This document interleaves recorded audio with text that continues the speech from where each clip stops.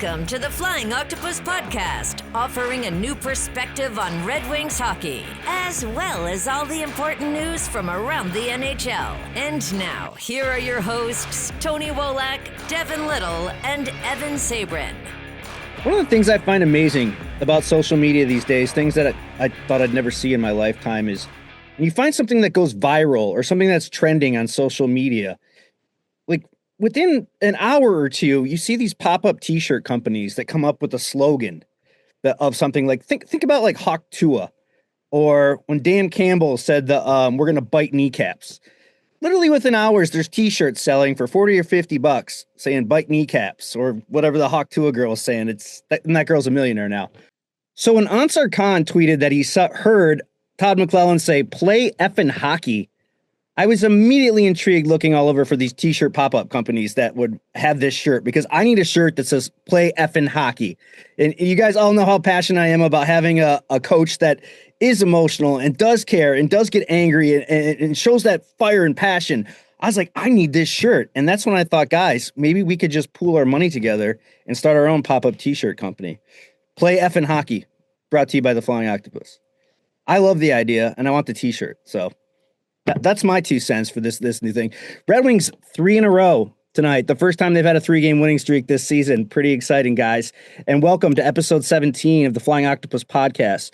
Just a quick reminder where you can find us. You can find us on YouTube, iTunes, Spotify, Blue Sky, Threads. We're all over the place. So give us a follow if you like and want to subscribe. Guys, it was that was a crazy game tonight. It was really exciting there at the end. I don't know that I 100% agree with McLellan challenging that late Blue Jackets goal that put the Jackets on the power play, but holy crap, did it work out. Jonatan Berggren put it away tonight for the Red Wings, and that was quite the victory to get 3 in a row. George, I want to start with you. What did you see tonight that you really liked out of this team? I liked the fact that the Red Wings, for the most part, and I'm going to emphasize for the most part, that they didn't play sit on the lead when they had the lead, and they were comfortable playing chess hockey with some aggressive moves against what has been a team that lost only 4 games at home until tonight. I mean, I was incredibly impressed with the Wings' ability to stay with the Blue Jackets' talent, frankly, because the Blue Jackets surprised me in terms of their overall skill level. You know, you watch somebody like you watch Werenski, obviously, but the Provorov, Voronkov, Marchenko, you know, all the Russians, they were really an excellent team. Merzlikins had a good game, and Detroit persisted. And sometimes persisted despite itself. When you rally from a 1-0 deficit to get a 3-1 lead, you lose that lead. You go ahead 4-3. You end up giving that goal up, the contested goal up to Van Riemsdyk, and you screw up the challenge. And yet you manage to get the game winner, and you know, even the scrum at the end, the boys were into it from minute 1 to minute 60, and even a little bit after the game. I thought that, for lack of a better term, there was some tenacity to the team that we haven't seen, and the way, you know, Ken and Mick talk about that weight being off their shoulders, it's very evident. Yeah, absolutely. And I think, you know, resilience, a word you use, another word persistence, a word that you use, resilience, a word that comes to mind for me. Because, yeah, they had that 3-1 lead, and then they coughed it up. It's 3-3, and then they make it 4-3. Columbus ties it up. And, you know, seeing them concede the lead both those times, in the back of my mind, I'm thinking, you know, 2 weeks ago, this team folds. And then especially with that coach's challenge, they tied up 4-4. They challenge the goal, and it doesn't go their way. Then they have that penalty. I'm confident if this game was played 2 weeks ago, they lose this game. And the team doesn't really look good, you know, throughout the process of it too. I think that in a little bit, we're going to kind of talk more big picture about how this team has looked since the coaching change. But I think this game honestly showed a lot of it. They're playing fluid hockey. They're playing resilient hockey. Um, and there's really just this sense of belief radiating off of the team right now that they, whether, not how many punches they take or, you know, how many obstacles they might have to face throughout the course of a game, they're going to get over it and they're going to find a way. And that's kind of the biggest difference that we've seen over the last week or so is just they seem to be finding a way. And prior to that, they really weren't finding a way. One other thing that comes to mind is just Detroit's adaptability. That's not something we've seen, in the past. They've kind of just been, stuck in a box and not, thinking creatively. But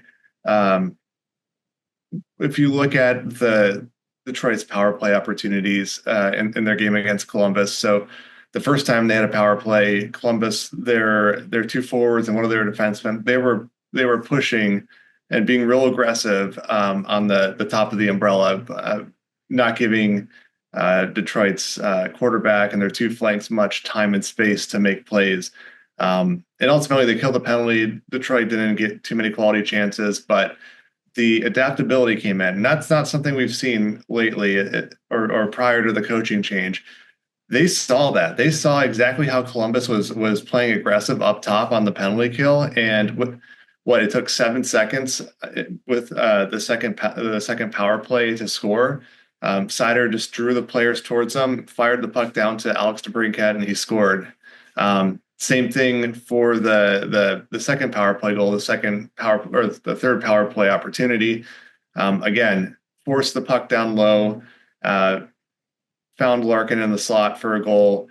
I don't know. It kind of sounds silly to say it, but it was really good to see this team take note of how their opponents are playing and change their approach so that they can, take advantage of what they're being given. In the past, they would just continue to play their game exactly how it's prescribed beforehand and think that was just going to win. Their game was going to win. It's not that we have to beat the opponents. It's just that we have to win with our style. But no, it was nice to see the Red Wings just say, hey, you know what? We're going to take what's given to us, and we're going to find a way to beat it. So, good on them for that learning experience. Quick comment here, just looking at the stat sheet. DeBrincat, 1 goal, 2 assists for 3 points. We're finally seeing DeBrincat generate offense on a consistent basis, perhaps for the first time in his tenure as a Red Wing. And the other thing that kind of stands out to me tonight was that number one, they almost won the faceoff battle. It was 25-26. And Columbus got one more. Larkin was at 9-13, which is very rare for him, and which means he lost. He won 9, he lost 13. Usually Larkin paces the Wings in faceoffs, and Larkin, Sherratt, and Sider were all -2 tonight. So they didn't have their best games. The top defensive pair and the quote unquote top line didn't play at A plus that's the way I want to put it, A plus level. But you don't have to get an A plus game from everybody to generate a victory, even if it's sloppy and messy and takes up a little more energy than you would like it to. And you mentioned DeBrincat, and what's interesting is he's leading the team in scoring since Todd McLellan took over. He has 6 points in 4 games, and if you look at the rest of the roster for the Red Wings, it's exactly what you want to see for like the top scorers, right? You have DeBrincat, 6 points in 4 games. Larkin and Raymond and Kane all have 5 points, and then Sider, Berggren, even Comfer and Gustafsson all have 3 points in 4 games. So the players who you are expecting to score are scoring. The players you're expecting to contribute are doing so. Jonatan Berggren with 2 clutch breakaway goals these last 2 games. Clearly, something has taken effect with this team. New coach bump, fresh voice in the room, more motivation, more emotion, more passion.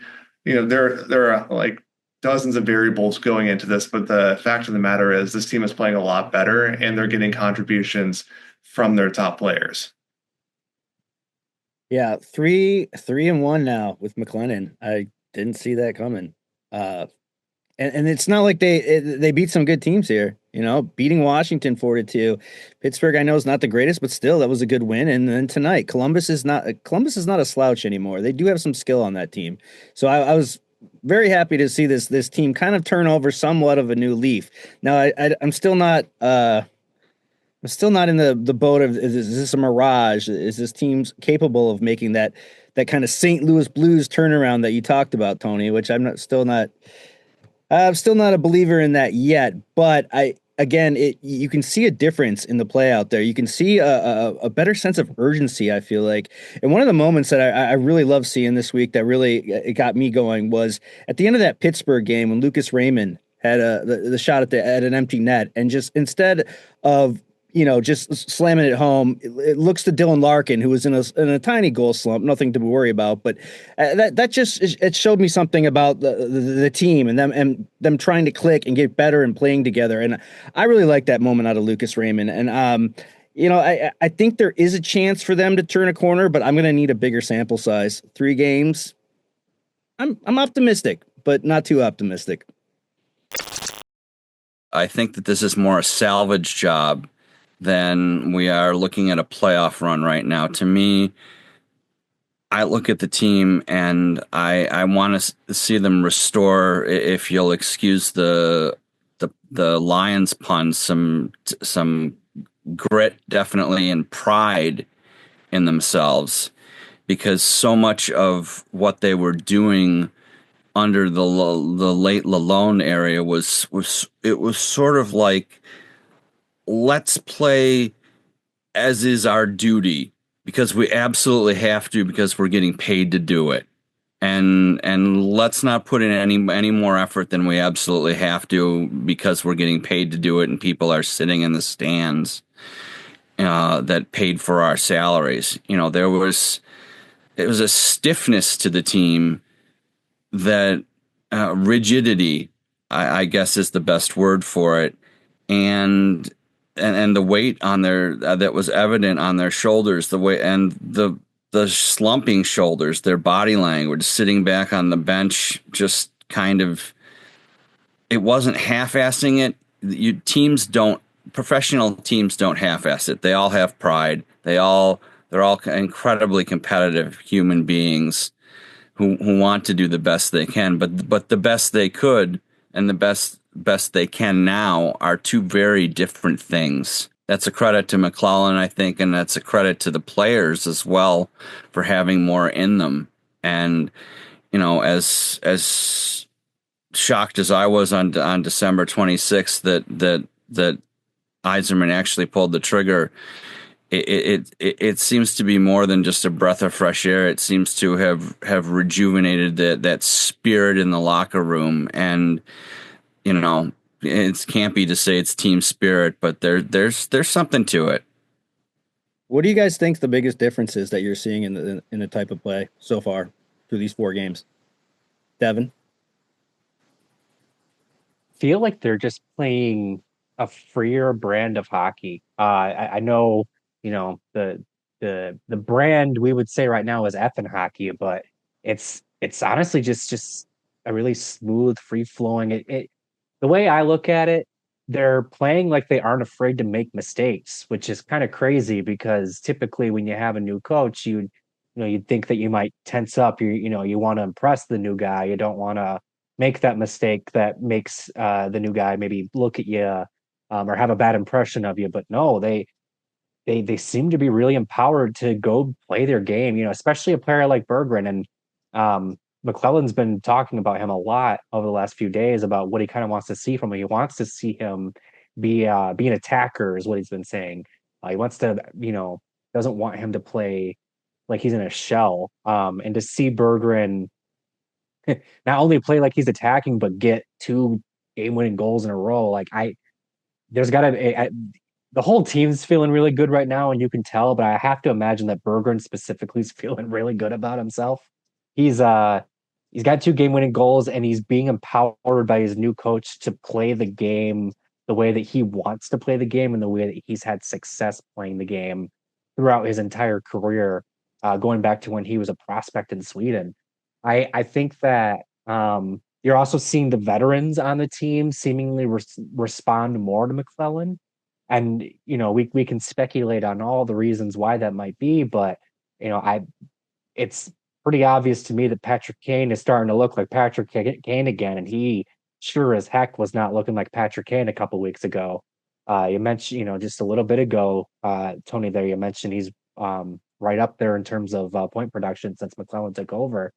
I think Ben Sherratt's honestly looked pretty good since McLellan came in.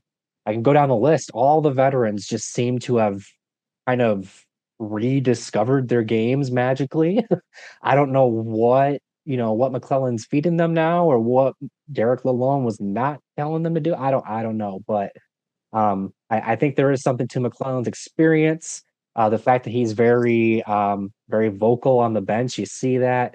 Even in his answers to the media, he seems very insightful. Just always is not afraid to really kind of share his thought process when he answers questions. And if he's answered questions like that to the media, where typically you don't tell the media everything you're thinking, I can only imagine what kind of wisdom and what kind of thoughts he's sharing in the locker room with the players he's being taught to coach and to make better. So there's all sorts of quantifiable things we can look at right now that tell you this team is responding to the new coach. But honestly, you can just see it. It's a very it's night and day from where they were a week and a half ago. And I for my part, I like I said, it's a fun brand of hockey. It's for our sake, having to talk about this team on a weekly basis, it is a lot more fun to talk right now than it was 2 weeks ago when we were just trying to find new ways to say the team sucked.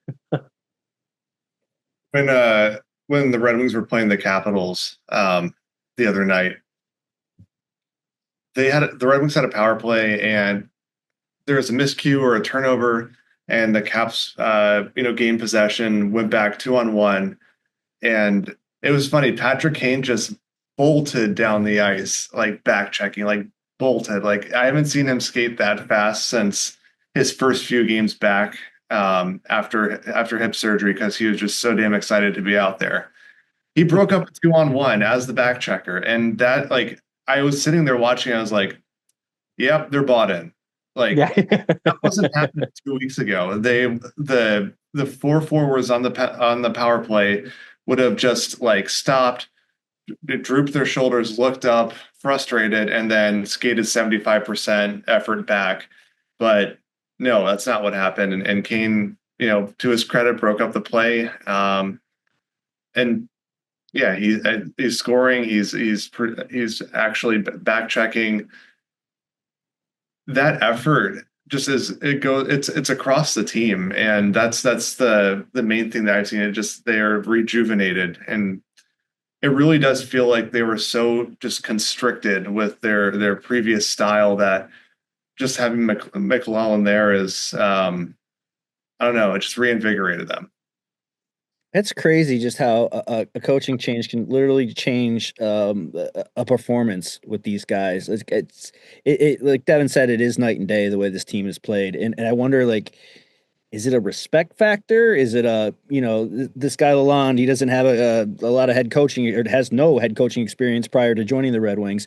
Is it this McLellan guy? He's probably going to be a lot harder on our ass. Is that what it's like? Like, I'm feeling like there's like a Herb Brooks vibe to Todd McLellan, where he's going to bust your ass. And they talked about that, how the Red Wings had their longest practice of the season when McLellan first came in. I just it's kind of crazy how that works in professional sports, that a voice can change the dynamic of how a team performs. George, when I think about that, like what is your first thought process when you hear that these guys are like literally fired up on all cylinders just due to the fact that there's a different voice in the room?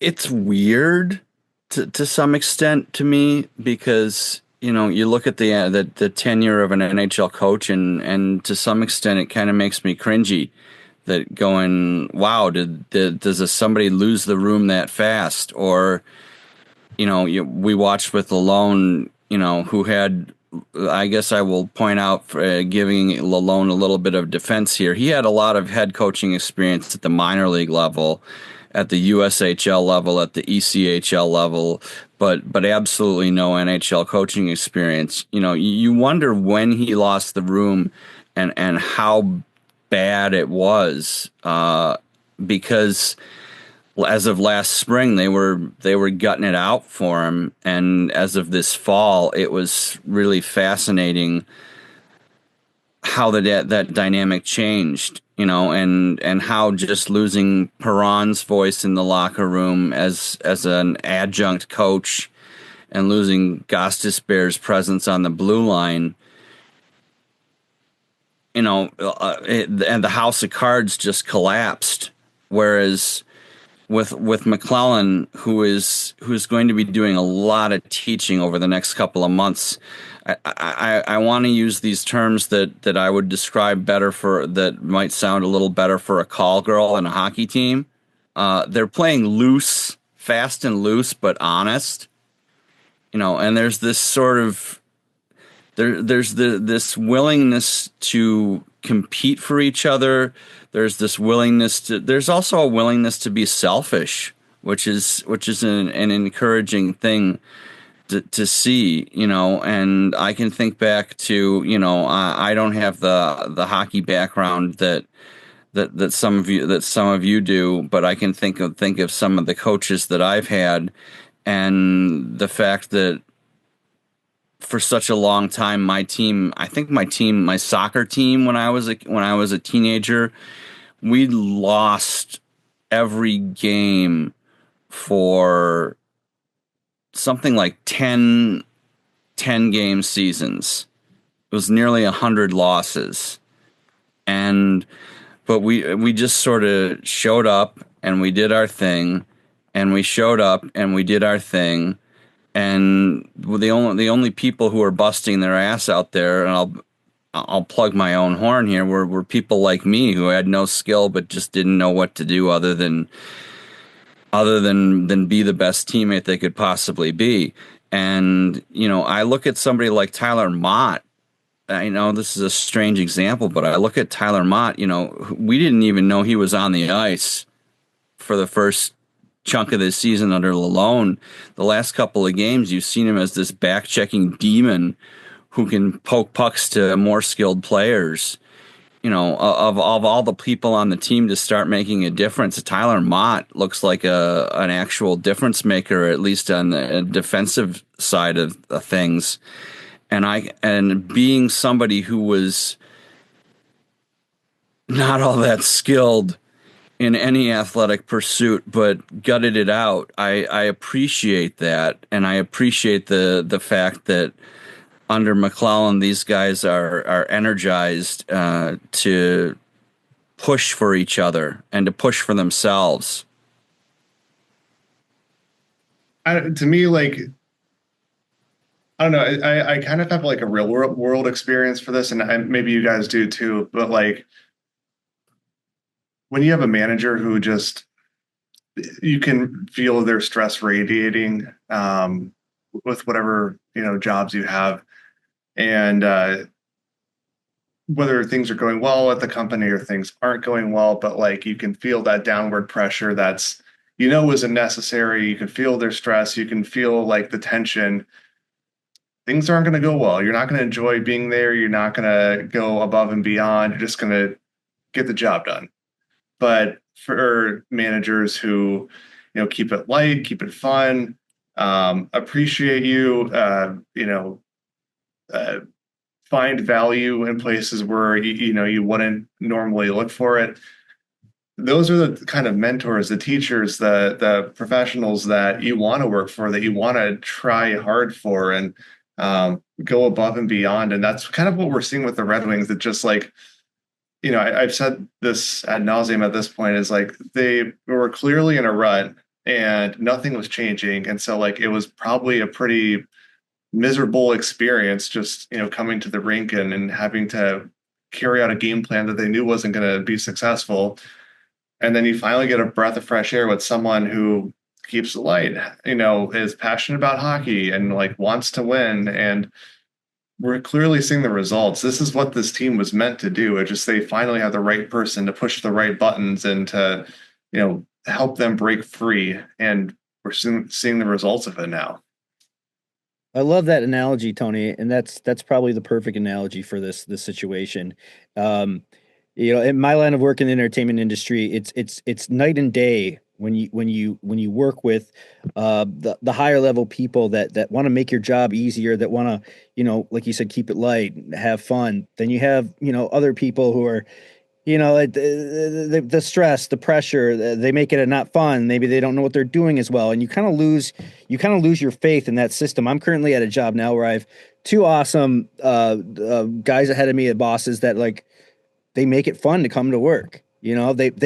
I want to perform better because of them and the way that they handle things and how they handle the people on my team.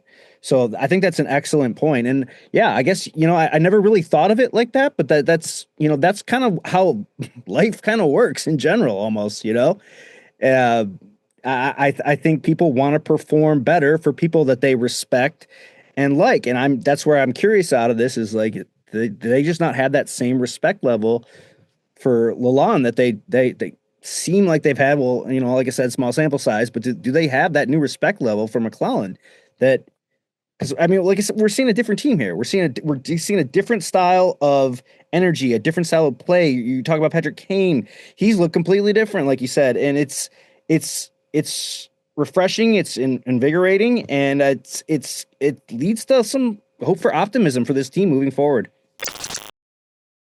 I guess the thing that really gives me optimism about them moving forward is that, Todd McLellan said this, they've really only done a few things. They haven't had the time to do big scale changes, and they haven't really done, system things. They might have done a few things here or there. They've talked about how they've targeted a handful of things to kind of tweak and really, do work on. But, even at the end of the day, it's only been a week, right? Like, how much can you really get done in a week? Apparently a ton, because the results are completely different. But like, I guess the point is there's still a lot of work to be done, and McLellan's only just beginning to really put his imprint on this team. And if the team's already responding like this, you have to believe that things can only get better, and this is going to be even more of a Todd McLellan brand hockey team. If not sooner, then yeah, definitely by the end of the season. And you don't want to make it entirely an autopsy. I'm ironically wearing an X-Files t-shirt. I want to believe. And sometimes when you want to believe,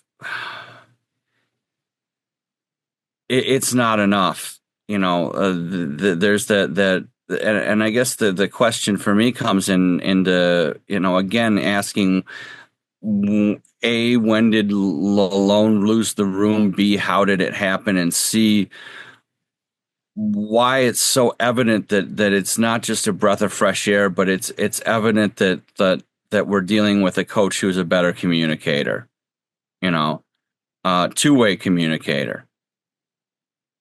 And speaking of two-way, I kind of want to use that as a pivot into our next topic.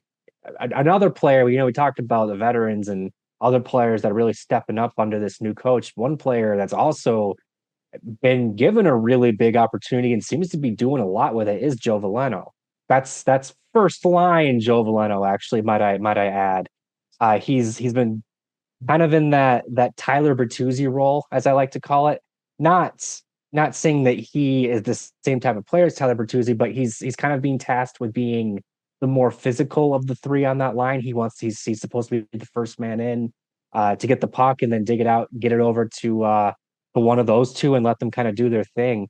And I think that what's really been highlighted here, and we all knew this. Joe Veleno's a good skater.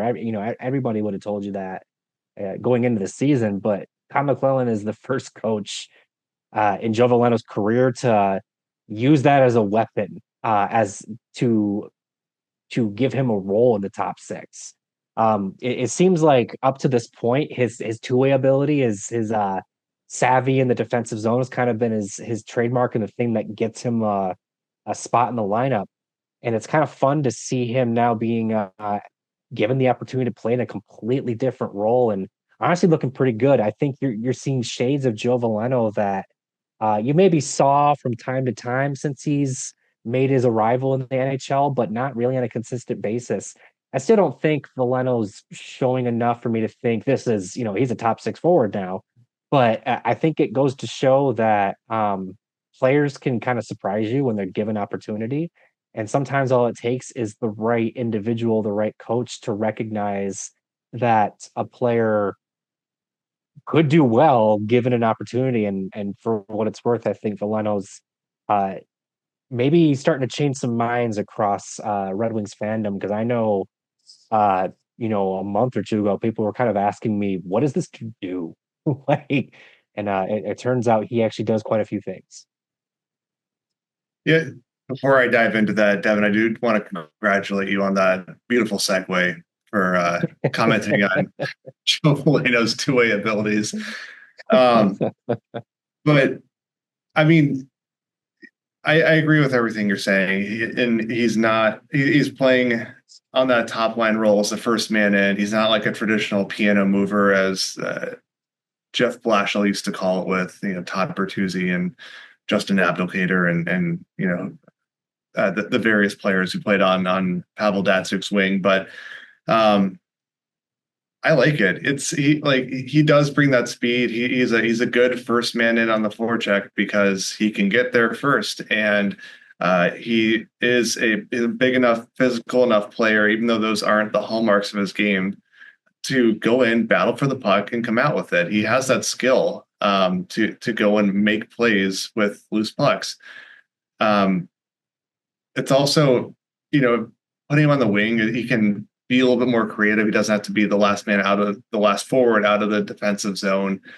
Keep in mind, this guy scored 104 points in 59 Quebec Major Junior Hockey League games in his draft plus 1 year. Like, he has the offensive ability. It's just that it just hasn't been unlocked yet. So agree, he's not a top six forward per se, but he could certainly play a complementary role with a top six line and be solid enough there. I don't know how long he'll stay in that role. Maybe they'll give someone else another shot. Maybe Michael Rasmussen. He's been good so far. No arguments there. Just if that line happens to go on a slump or what have you, surely he'll be the first one moved off that line and put back in the bottom six somewhere. But I mean, good for Joe while he's there, right? I've always liked Joe Veleno. You talk back to his days. You remember that this guy had exceptional status going into in the queue, and he was quite the player. He was projected a top 5 pick going into his draft year, and then he had a significant fall off to the point where the Red Wings got him at the end of the first round. But if you've ever gone to a Red Wings game and you've sat up close and just watched him skate, he has the skating ability. I really do like his game, and it'd be interesting to see. He's only 24. I don't think. Again, I agree with you, Devin, that I don't think this he's a top 6 player, but I think there's a little more there to unlock, and maybe that's something that McLellan could do. I think his skill set meshes a lot better with Larkin and Raymond, just at least for now, from what I've seen from him these last couple of games. But I've always liked the player. And at 24 years old, I'm not saying it's going to happen, or I'm very confident it'll happen, but maybe there is another level that McLellan can unlock with him. and that's just something to be optimistic about. But I do like the player. I do like the effort level, and I do like seeing that McLellan's going to try something different. Rewarding players and putting someone up on the top line who has played well. It comes back to the accountability factor that we've talked about so much on this show. So I like seeing it. I like to see where it goes. And so far, it's a small sample size, but I have no problem with it. I think I've seen him make some pretty good plays these last couple games, digging pucks out of the corner, like you said, making quick little swift passes to Larkin. We'll see how this goes. It's something definitely to keep an eye on for the next week or two. I'm going to just throw something out there. The Red Wings have a lot of players who are quote unquote tweeners. They are either between ages. They're not quite prospects anymore, but they're not quite fully developed. When you look at the Velenos and you look at the Berggrens, or you look at or you look at players who are sort of in between lineup roles. We saw Eric Gustafsson score his first goal. Somebody who's been an unmitigated disaster as a free agent signing, and Putting it kindly. Yeah, putting it very kindly. Somebody who's been outplayed by Albert Johansson regularly, but remains in the lineup. We're seeing Justin Holl look like an actual NHL defenseman, like Tony and Devin said. We've got Ben Sherratt here, not a pylon. We can. There are a bunch of players here who, maybe this is an indictment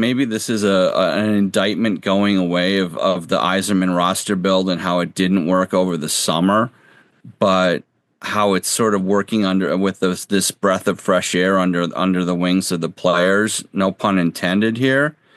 That these guys who had more to give but didn't have any F's to give.